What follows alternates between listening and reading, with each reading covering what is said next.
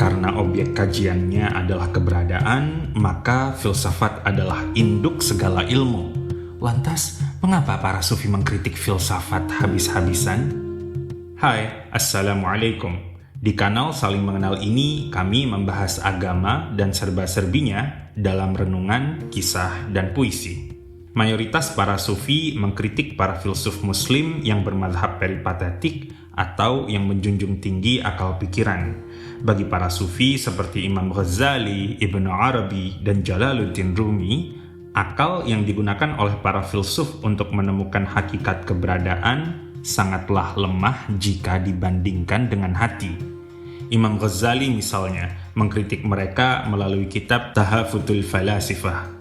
Ingat, sebelum mengkritik, Imam Ghazali sendiri sudah menguasai falsafah Islam dan ini terbukti melalui salah satu karyanya yang merangkum pemikiran falsafah peripatetik, yaitu Maqasidul Falasifah, yang melaluinya ia dikenal di barat dengan nama bahasa Latin Al-Ghazal, yang sebenarnya kita tidak perlu terlalu bangga karena alasan tertentu yang insya Allah suatu hari nanti akan kami bahas dan uraikan.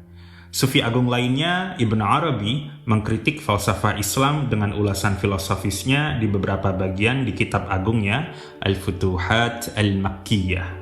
Nah, Jalaluddin Rumi juga mengkritik para filsuf muslim. Bedanya, jika Al-Ghazali dan Ibnu Arabi mengkritik para filsuf menggunakan argumen filosofis, Rumi membungkus argumennya dalam bentuk dongeng sastrawi dalam kitab Masnawinya yang kami bacakan saat ini yang berjudul Perselisihan tentang Penjelasan dan Bentuk Seekor Gajah. Ada seekor gajah di dalam rumah yang gelap gulita. Orang-orang Hindulah yang membawanya untuk sebuah pameran di sana.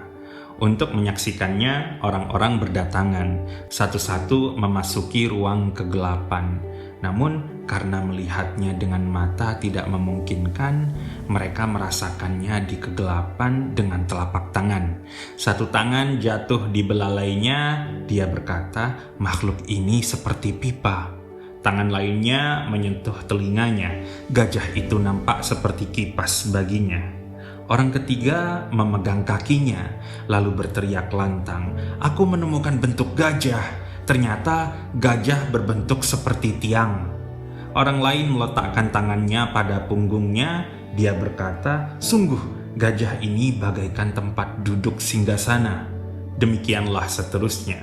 Meskipun setiap kali seseorang mendengar orang lainnya, ia hanya mengenal bagian yang disentuhnya saja. Berdasarkan bagian gajah yang disentuh, pendapat mereka berbeda. Bengkok seperti huruf dal, satu orang menyebutnya. Tegak seperti huruf alif, yang lain berkata. Andai saja di setiap tangan mereka ada lilin bercahaya, perselisihan itu akan hilang seketika dari ucapan mereka. Mata indrawi hanyalah seperti telapak tangan. Satu telapak tangan tidak punya kemampuan untuk menjangkau keseluruhan. Pernyataan Rumi bahwa gajah ini dibawa oleh orang Hindu untuk sebuah pameran sebenarnya adalah pernyataan intelektual simbolis yang mengisyaratkan bahwa hikayat ini diwarisinya dari tradisi Hindu. Hikayat gajah yang simbolis ini sudah ada sejak lama dan kemungkinan pertama kali dikisahkan oleh orang-orang Hindu dalam kitab Rigveda yang berumur kisaran 1500 sampai 1200 sebelum Masehi. Kisah ini disalurkan juga dalam tradisi Buddha dan kemudian dalam Islam Rumi mengadaptasikannya dalam kitab Masnawinya. Kisah ini adalah simbol betapa terbatasnya akal manusia. Akal hanya memahami sesuatu secara terbatas tentang sisi realitas yang menampilkan diri kepadanya saja. Akal tidak mengerti sisi realitas yang tidak bisa dijangkaunya. Satu orang mengira realitas adalah seperti ini, orang lain mengira seperti itu. Dengan perselisihan semacam ini, manusia malah dibuat jauh dari mengerti realitas apa adanya. Solusi untuk memahami realitas apa adanya adalah kembali kepada sumber intelektual manusiawi utama, yaitu hati atau budi atau kalbu yang disimbolkan dengan lilin yang bercahaya. Ketika cahaya dari Tuhan datang melalui hati, meskipun mungkin kemunculan awal cahaya itu kecil, cahaya itu cukup untuk memperjelas realitas apa adanya. Ketika cahaya itu tiba, semua yang dimengerti akal akan runtuh seketika. Lalu realitas itu dilihatnya dengan utuh dan dengan penuh keyakinan, bukan sangkaan atau spekulasi. Mata samudra adalah satu hal, dan buih samudra adalah hal lainnya. Tinggalkanlah buih agar kau bisa melihat menggunakan mata samudra. Gerak-gerik buih samudra terjadi di siang maupun senja, namun kau terus memperhatikan buih itu tanpa melihat samudranya. Luar biasa. Kita bagaikan bahtera yang saling menghancurkan satu sama lainnya. Mata kita buta meskipun di air jernih kita berada. Wahai kau yang terlelap dalam bahtera tubuh jasmani, kau telah melihat air, kini lihatlah sang air dari air ini. Air memiliki sang air yang mengalirkannya. Ruh manusia memiliki sang ruh yang memanggilnya. Di manakah Musa dan Isa tatkala Tuhan menyirami air di ladang maujud ini semua? Di manakah Adam dan Hawa tatkala Tuhan memasangkan tali pada busur panahnya? Ucapan ini sebenarnya juga tak sempurna dan cedera. Ucapan yang tidak cacat hanya ada di sana. Jika kau membicarakannya, kau akan tersandung langkahmu. Dan jika Tuhan diam, kasihan kau. Jika Tuhan dijelaskan dalam bentuk kesamaan sebuah rupa, kau akan menempel pada rupa itu, wahai pemuda. Kau adalah kaki yang terikat di bumi bagaikan rerumputan.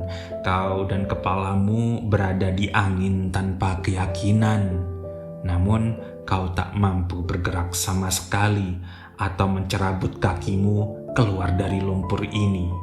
Bagaimana kau mau mencerabut kakimu sedangkan hidupmu adalah dari lumpur ini? Betapa sangat berat bagi hidupmu ini untuk memulai perjalanan rohani. Rumi mengumpamakan akal bagaikan satu buih samudra dan hati bagaikan mata samudra yang begitu luas, di mana buih samudra hanyalah bagian yang sangat-sangat kecil darinya. Selain itu, buih yang adalah perumpamaan dari akal manusia, sifatnya berubah-ubah dan tidak tetap di setiap waktu, bagaikan kapal yang menabrak-nabrak satu sama lainnya ketika dibiarkan di pinggiran dermaga. Yang berubah terus-menerus berarti tidak kokoh. Yang tidak kokoh berarti tidak bisa menjadi pijakan. Apapun yang diletakkan di atas pijakan yang tidak kokoh akan runtuh dengan mudahnya. Rumi mengajak kita untuk melampaui akal menuju hati. Dia juga mengingatkan bahwa dalam diri kita ada dimensi yang lebih dalam yang perlu kita jangkau, yang dalam menjangkaunya kita harus melampaui diri sendiri. Seperti air sungai yang harus dilampaui untuk menuju samudra. Akal manusia harus dilampaui untuk menuju hati. Ruh manusia harus dilampaui untuk menuju sang ruh. Semua tujuan itu melampaui dimensi tempat dan waktu, dan pada hakikatnya tidak bisa digambarkan dengan pikiran dan ucapan manusia yang terbatas. Tuhan yang tidak terbatas pada hakikatnya tidak bisa dibatasi dengan kata-kata dalam bahasa manusia. Yang benar saja, apakah bahasa manusia yang hanya terdiri dari 26, 28, atau 30 huruf saja itu bisa menggambarkan Tuhan yang tidak terbatas apa adanya? Tentu tidak.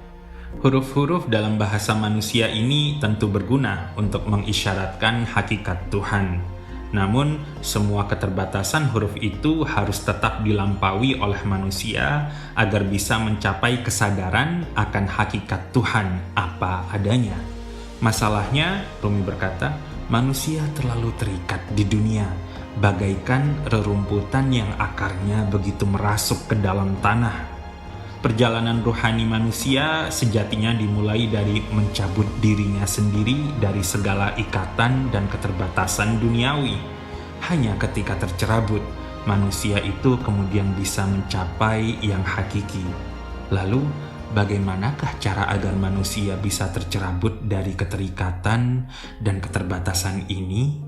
Walhamdulillahi wahdah. Wassallallahu ala sayyidina Muhammad wa alihi wa itratihi wa hasbunallahu ni'mal wakil.